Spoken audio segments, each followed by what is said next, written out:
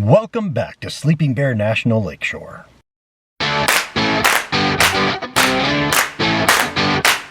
We're back for part 2 of our mini-series on Sleeping Bear National Lakeshore. If you missed part 1, I'll put the link here in the upper right-hand corner of the screen. As a volunteer at Sleeping Bear, you are given a water and electric site to live in while you're here. Nestled in the tall trees sits our RV, Big Blue. We're located at the front of the DH Day campground. Every morning before Danette made her 45-minute commute to Traverse City for her job, we took Dory and Loki on a walk through the campground and on the Heritage Trail. The Heritage Trail spans approximately 20 miles between the city of Empire and Bohemian Road. Most of the trail is paved, which gives the ability to accommodate multiple modes of transportation.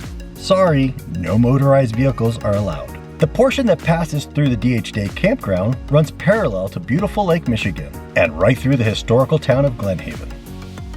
Sometimes we would cross the Heritage Trail and head straight across the boardwalk over to the beach on Lake Michigan. Other times, we would walk the trail right into Glen Haven and sit on a bench next to the Cannery on the shoreline. On this particular morning, we got up super early to watch the sunrise. We were lucky enough to catch a glimpse of a doe and her fawn drinking from Lake Michigan. My first day at Sleeping Bear, I worked at the Cannery. Since we're only 1.5 miles or 2 miles away, I rode my bike to work every day along the Heritage Trail into Glen Haven. Due to its shoreline location, many visitors assumed that it was a fish cannery, but DH Day brought thousands of fruit trees to the region. While pears and peaches were canned here as well, the majority were cherries. There were conveyor belts with fruit on them where the workers would sort any stems and spoils out. They were washed, pitted, and packed in metal cans. By the mid-1930s, roads connecting Glen Haven to Empire and all the other towns in the area to Traverse City caused a shift in fruits being trucked into the canneries in Traverse City. This ushered in a new purpose for the cannery.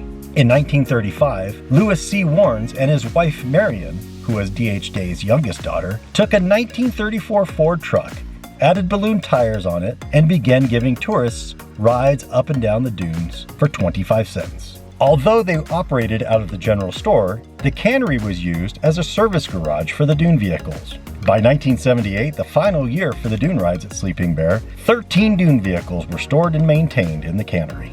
With the National Park System buying up all the land to create this national lakeshore, they looked into preserving the dunes, not destroying them.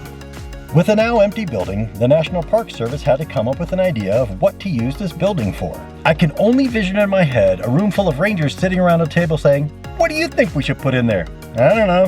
"What do you think?" "I don't know." Until one guy finally says, "You know, we have a bunch of historic boats in storage." And that was how the birth of the Boat Museum came to be. Well, at least how I see it. I'm probably not too far off.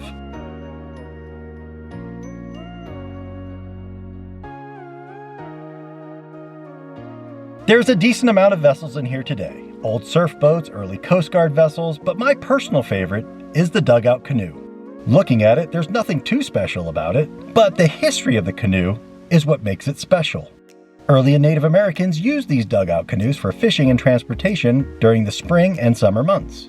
But once the cold weather set in and the lakes would freeze, they were no longer needed. Leaving them out in the elements would lead to wood rot. So they picked a spot in the lake, filled it with rocks, and purposely sank it in the shallow coastline. They would then migrate inland to stay protected from the harsh winter weather. Come springtime, when they would migrate back to the shoreline, they would walk out into the water and lift their canoes back out so they can reuse them year after year.